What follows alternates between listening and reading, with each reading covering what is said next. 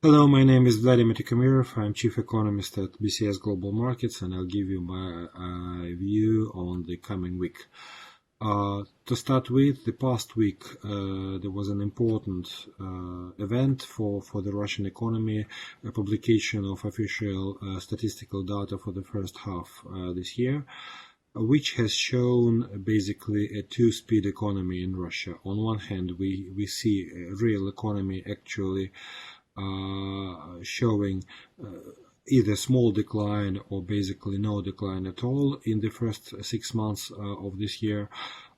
Industry has fallen by 3.5%, but the bulk of this decline came from oil and gas sector due to OPEC plus agreements on oil production cuts and weak demand for natural gas in Europe due to warm winter.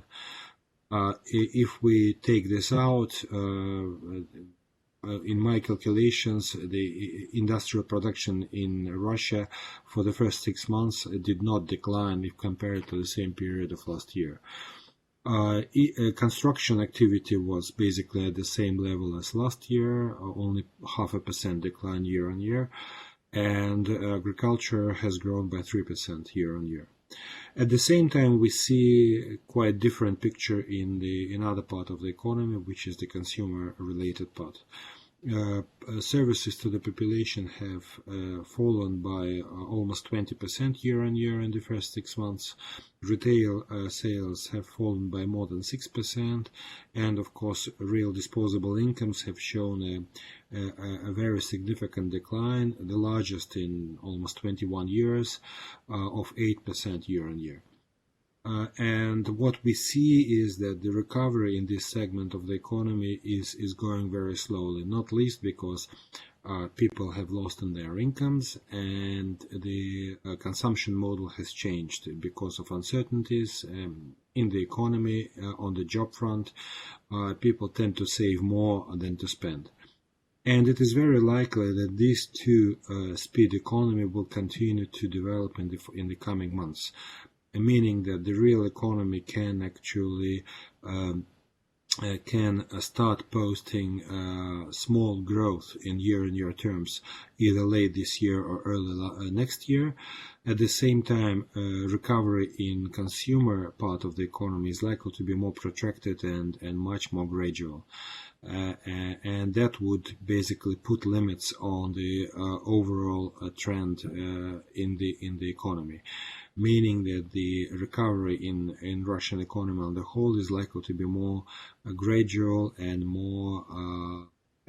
more lengthy than what one can expect.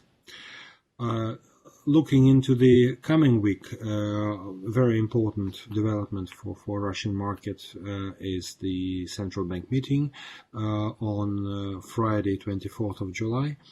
Last week, central bank chief Nabiullina gave a very clear-cut message that she sees possibility for another rate cut because of consistently low inflation, which basically after the statement we had to revise our outlook. We were not expecting a rate cut in July, but now we changed our forecast to 25 bips cut on 24th of July in official rate to 4.25.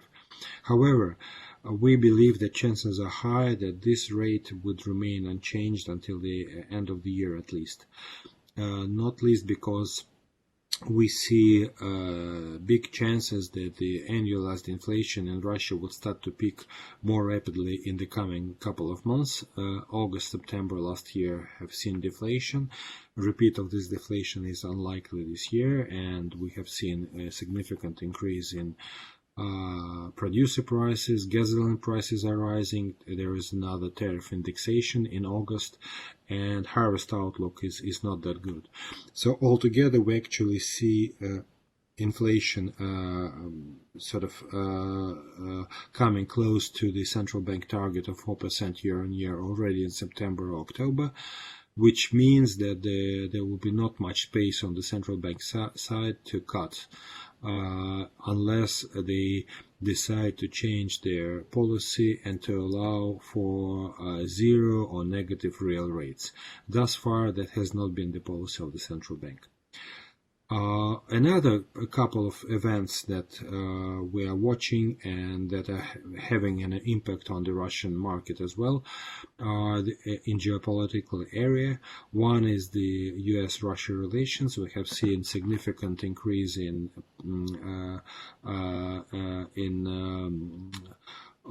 moves towards introduction of new sanctions against Russia in Washington, and possibility is high that in the next 1 or 2 weeks we will see Congress and administration, U.S. administration, actually announcing such sanctions, particularly against Nord Stream 2 project.